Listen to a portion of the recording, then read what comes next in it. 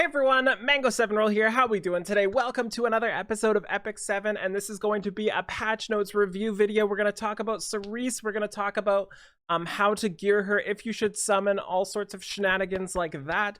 And I'm really excited to see what's going on with these patch notes.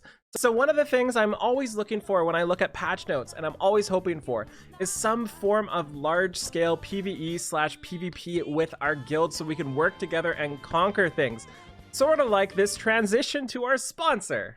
And this video is sponsored by Crystalborn, an impressive RPG game for your phone. You can download it in the link description below for free on iOS and Android. And especially if you're somebody who likes to play with friends and likes to kind of conquer the world with Guild Conquest, this is the game for you. My favorite unit so far is Reyna. I love her to death. Her glasses and her amazing hearts and whip here. Her skill 3 is an offensive support ability that has 97% increased damage.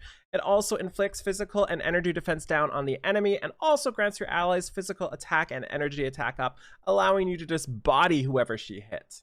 So the most unique and coolest part of Crystalborn so far is the Guild Conquest area. It's kind of the lifeblood of this game, really focused on like a group community effort against other groups. Right now our guild rank is 21, not the highest, but we're doing work. And we're sitting here, there's all these little places we can attack and go into. Like if we zoom out here, you can see just how massive this world is. It's actually kind of nutters how big it actually is. You can see all our buildings and we can find somebody to attack. So we're gonna take this place here and we can take over this territory and slowly take over the world. But we can use our skill 3 here and it just lowers all of the damage, lowers all the defense, does some damage and makes everybody else hit harder. Thank you so much for MZ for sponsoring this video. If you want to download Crystalborn, it is for free on iOS and Android, and you can get it on your mobile device in the link description below.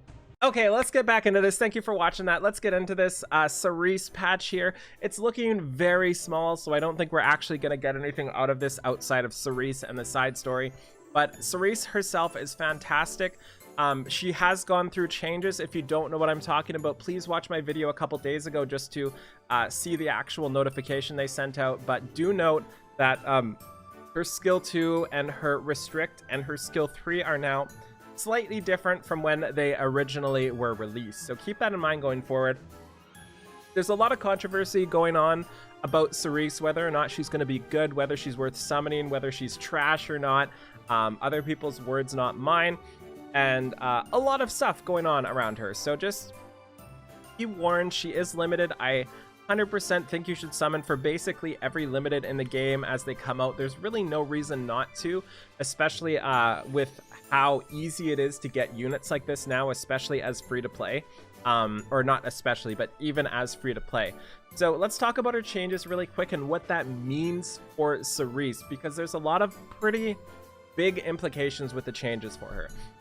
The first change we're going to go through, which is the restrict change. So previously, when they announced restrict, it was so that target could not get any CR boosting effects. So for example, if you were to restrict a unit, Oxlots could not boost them. But they've now changed restrict so you can no longer gain or decrease combat readiness of the target with it. So when you have restrict, you're only ever going to get your base combat readiness increases from your speed. So that's a huge change, and this is both like really good and really bad at the same time, because one, restrict was kind of too overpowered IMO, but for two, it super hardcore limits what you can do with Cerise, and not just Cerise, but anybody who has a restrict debuff in the future. So what this means is, let's say you restrict a target. You are then not going to be able to effectively use a lot of people's favorite characters with. So for example, if you restrict a target, you're not going to be able to get Lilius's CR decrease on it. You're not going to get Basar's CR decrease on them. Dizzy's CR decrease is not going to do anything. A Vildred even has CR decrease on his skill 1 that will not do anything. Somebody like Lidica also has CR decrease that will not do anything as well. So there are tons of implications for this. And this is the part I'm most worried about. Not so much that she's going to be underpowered, just that she's going to be less fun to use, specifically because there's so many situations where you can't actively use her with people you want to use her with. And that's a big problem for me, IMO. The other problem is it kind of really punched her in the gut for PvE. I feel like she was set up to be a perfect PvE unit to really manhandle, I don't know if that's the right term, to really like manipulate turns and lock down targets in PvE. I think she was fantastic for that. Really good example of this is, let's say, the Dark Corvus, Floor, and Abyss. Imagine having Restrict plus Lidica together, but at this point Restrict isn't going to do anything versus him compared to like a Lidica, and she's just going to be essentially unusable. So super interesting why they did this. Again, I understand why they did, because nerfs and buffs are important to the game, and they definitely threw out a lot of money by doing this. They definitely did. So this is definitely, I just said definitely 4 times, an improvement to the game, I think. I think. This is a change for the betterment of the game, not for the greed of Smilegate. So that's something you should be okay with, IMO. It's a little upsetting, and it's a little unfortunate that they revealed her in her unreleased, unchanged form, and then changed her after. That sucks. It is what it is. I hope they learn from that, and I hope they test before they reveal in the future. So hopefully everybody learns from this process, you know? Anyways, that's Restrict. There's a lot going on with that. There's also her skill 2, which was essentially nerfed, but with the change to Restrict, it was already nerfed. Before this decreased the combat readiness of the target by 30% as well. It no longer does that. And her skill 3 is the same as it was before, but it reorders how the buffs are applied. So previously, Restrict would get removed first, and you'd be left with a speed debuff on the target when they dispel it with somebody like an Amomo or an ML Tywin. But now the speed will get removed first, and then they will be left with Restrict. So that's a definite buff to her, but it's also has situations where you're not going to be happy that Restrict is on and you'd rather have speed on. So there's a couple situations where it's better, and a couple situations that it's worse. So overall, I think all these changes were definitely necessary, just because she was too good. Like, let's be real here. She was ridiculous. She was so ridiculous. And again, it's their fault for showing us somebody that ridiculous. Like I said, she's got like 19 things she does, and like, of course she's gonna be good, you know, when she does all those things. And a lot of people are so streamlined, so narrow-minded, so focused on the fact that she goes first, she does her thing, and that's all she does. When you really need to like take a step back and look at the big picture for her, when she's got a stun on a 3-turn cooldown, when she's got an awesome debuff, when she's got invincibility as well. So combine that stun with a 1-turn invincibility, you're going to be wasting so many of your opponent's turns. She's also 120 dupe speed. I think she's still going to absolutely be fantastic. I'm just not sure how good compared to before, because before she was like SSB/Dizzy level IMO, maybe Charles level. Now I have no idea, but I know she's going to be good. She's going to be used somewhere. Okay, so that's it. Yes, you should summon for her. I'll just say that right off the bat. Her artifact here is going to be Guiding Light, and this is one I'm not sure about. This is going to be one we really have to test out and see how it works. So this is going to have a 70% chance to be granted stealth for 2 turns at the end of the caster's turn. It can only be activated once every 2 turns. And I say 70%, but you also have to remember the vast majority of people that are using this artifact are only going to get 35% chance.